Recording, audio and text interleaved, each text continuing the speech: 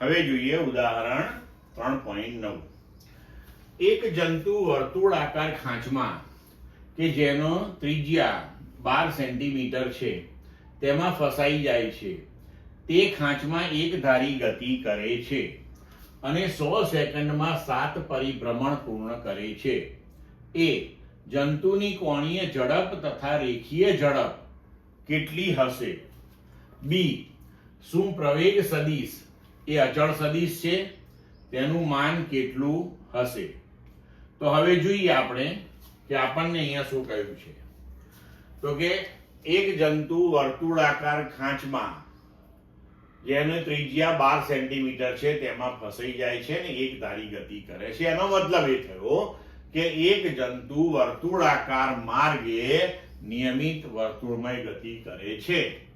વર્તુળની ત્રિજ્યા 12 સેન્ટીમીટર છે અને 100 સેકન્ડમાં 7 પરિભ્રમણ પૂર્ણ કરે છે. એટલે 7 પરિભ્રમણ પૂર્ણ કરવા માટે 100 સેકન્ડ, તો એક પરિભ્રમણ પૂર્ણ કરવા માટે t ભાગ્યા 7 સેકન્ડ થશે.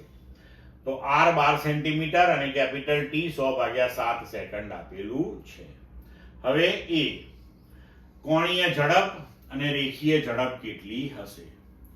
તો જ્યારે એક પરિભ્રમણ પૂર્ણ કરશે ત્યારે તેનું કોણીય સ્થાનાંતર 2π રેડિયન ભાગ્યા સમયગાળો એટલે કેપિટલ T, તો એ આપણને આપશે કોણીય ઝડપ.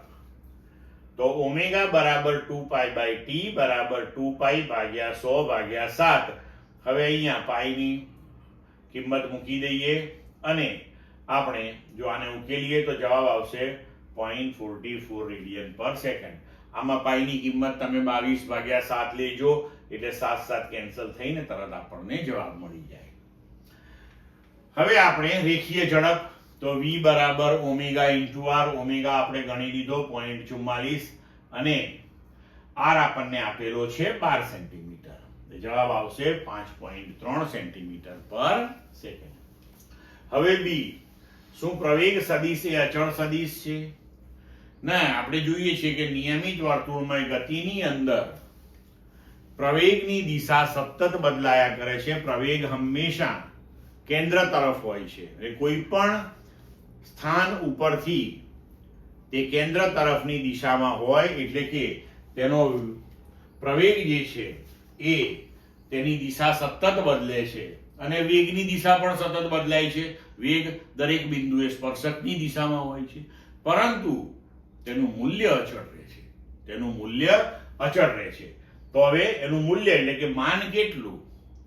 તો કેન્દ્રગામી પ્રવેગ AC બરાબર ઓમેગા સ્ક્વેર r.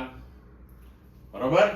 તો ઓમેગા નું મૂલ્ય 0.44, એનો વર્ગ r 12 સેન્ટીમીટર અને આપણે સોલ્વ કરીશું તો જવાબ આવશે 2.3 સેન્ટીમીટર પર સેકન્ડ સ્ક્વેર. તમે AC બરાબર v²/r કરીને પણ ગણી શકો છો. જવાબ એ જ આવશે, એમાં કોઈ ફરક પડશે નહીં. તો હવે ચેપ્ટર પૂર્ણ થયું મિત્રો. હવે આપણે સ્વાધ્યાય જોઈશું પછી.